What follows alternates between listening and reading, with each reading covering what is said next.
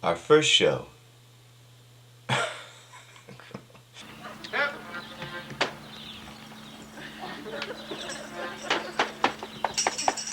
Listo! Listo!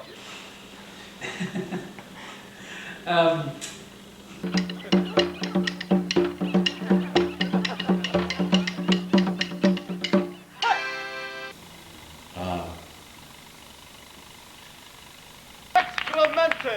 A dominating one!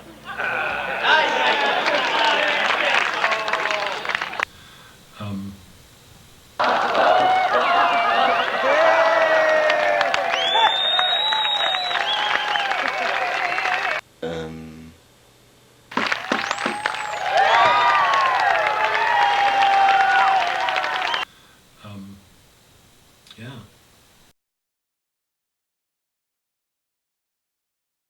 For our second show, we decided to bring in some Dell'Arte alumni and indoctrinate them into the Payaso style.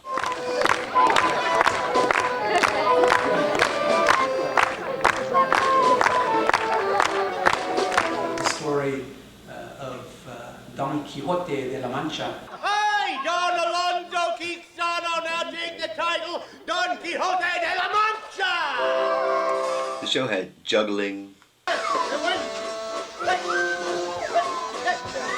modern dance,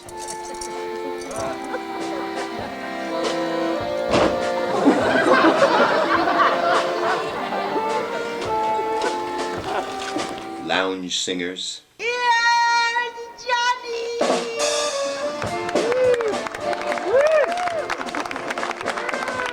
spectacular fight choreography.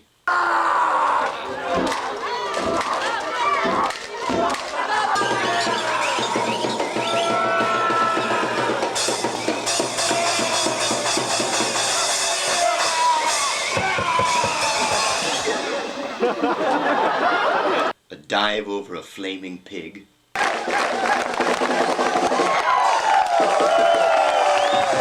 Song and dance numbers. I am the scourge of the seven seas. My whip in my hand, I do as I please. Clap my whip, I scream and shout till all the veins in my neck bulge out. Some lovely moments. Whatever happened to dreams? My guy can dream about owning a boat.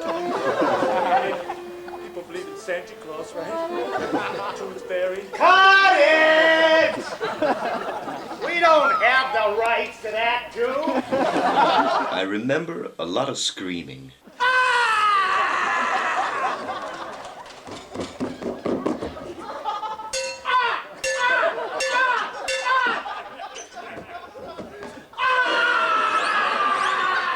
Yes, I understand your dilemma, young man. Circo Payaso had everything. Wild animals and trained bestialities. Acrobatics.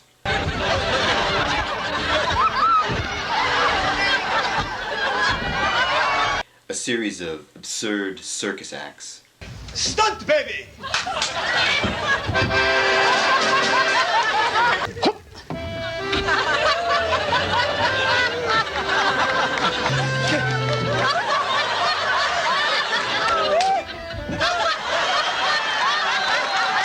Of course, I also like the equestrian acts. I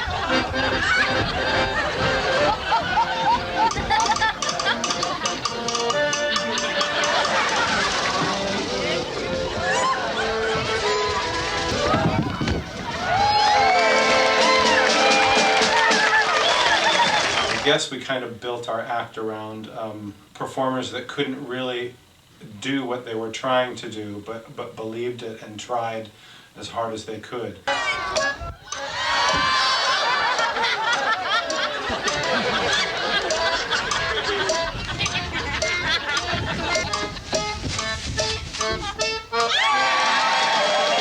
think the ones that are the most stupid, I think, are my favorite ones.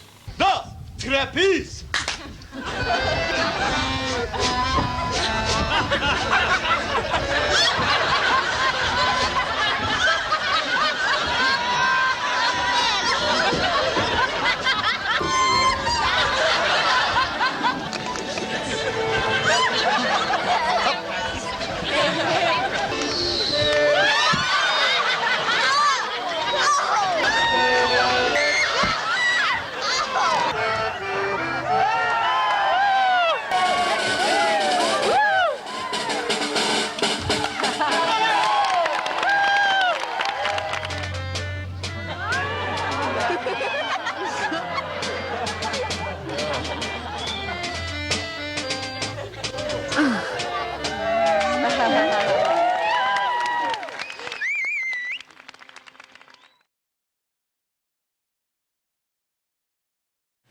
I think the hardest thing about taking our show on the road was condensing all our big ideas into something we could roll around the streets of Europe.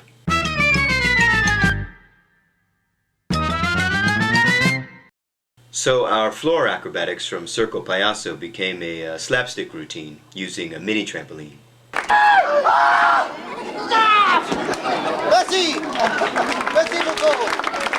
I would say those are probably our most dynamic.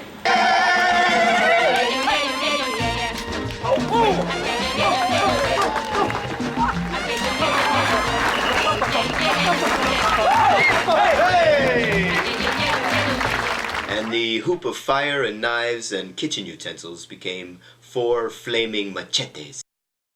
They were much easier to travel with than the big hoop, but you just have to remember when you go through customs at Stockholm Airport that you might think of them as a clown prop, but they consider them a weapon. What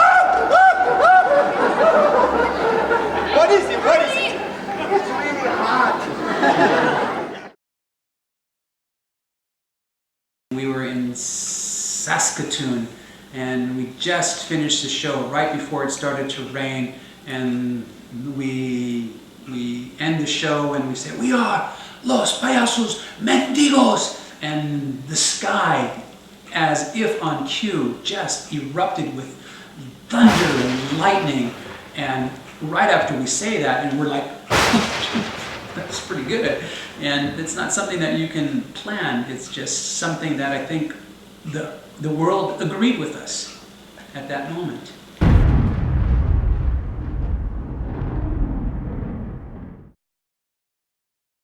We were doing some indoor shows in Galway, and then we found out, I guess a little bit after we arrived, that we were also expected to do some warm-up for a parade. And we didn't have like a sort of an ambiance kind of thing to do, so we just kind of said, well, we don't really do that ambiance stuff. And they said, well, yeah, that's part of the deal is you're supposed to warm up the town of Galway. And we were lining the streets behind barricades before a parade.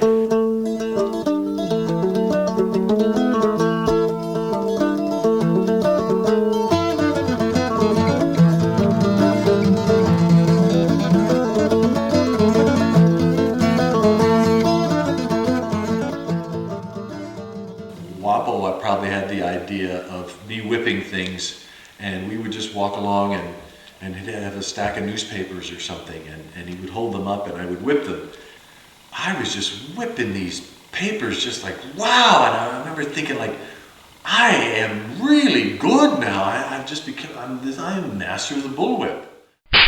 When we finally finished the whole course of the parade, and I went up to Wappo and I said, Wappo, do you believe how good I am at I just sliced all those papers. I mean, this is amazing.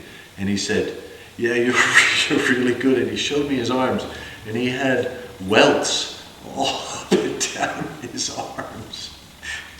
And I obviously was mostly hitting his arms, and he was probably just ripping the papers. And I felt horrible, but there was a moment when I felt like I was the master of the bullwhip. It was always exciting to be at a larger festival in a big, big metropolitan European city. Some of my favorites were being in Stockholm or being in Taraga, Spain, which is outside of Barcelona. Small villages in the south of France, performing on a small island off the coast of Holland, and they sent us out in the middle of nowhere to perform, and we didn't think that anybody was going to be there. And it was this giant sand bowl that we rehearsed our show and got it all together, and then all of a sudden when performance time came, about 500 people came over the dunes and surrounded us, and it was packed. We were performing in France, so we had to learn the entire show in French. And our French language skills aren't all that great, and some of the jokes didn't translate so well. So we were pretty nervous about it. And I remember on the flight over, Cosmo was reading the in-flight magazine, and there was this article, Funny French Sayings. And one of them was, C'est la fin des haricots, which the translation is, that's the end of the beans. And you say it when you're really frustrated with someone, because the actual meaning is, that's it, I've had it, that's enough. Which is the perfect thing to say to Wapo when he's messing about in the show. So we were at a festival in Nanterre, which is just outside of Paris, and we're doing the show and we're struggling with the language, and suddenly Excremente blurts this line out. Wapo! C'est la fin de helico! And the audience just bursts out laughing. And we just freeze and we look around like, at last, we're funny in French.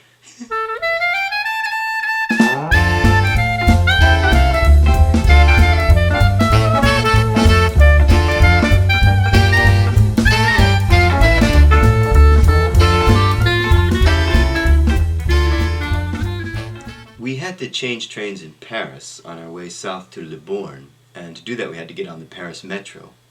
It's summertime, so it's packed with tourists and French people all trying to catch their trains. And there we were, the four payasos, with all our suitcases and our acrobatic mat, our trampoline, and our trunk full of show props. But finally we get there, and there's room enough for us and all our stuff. But just before the doors close, this mob of Italian teenagers come rushing onto the train and pack us in and wedge us up against the other side, and we think, we're never going to get out of here now. So Rudy starts to talk to them and discovers that the Pope is in Paris. And these Italian teenagers, they're getting on the metro and they're rushing ahead to his next stop so they can wave at him as he drives by in his Pope-mobile.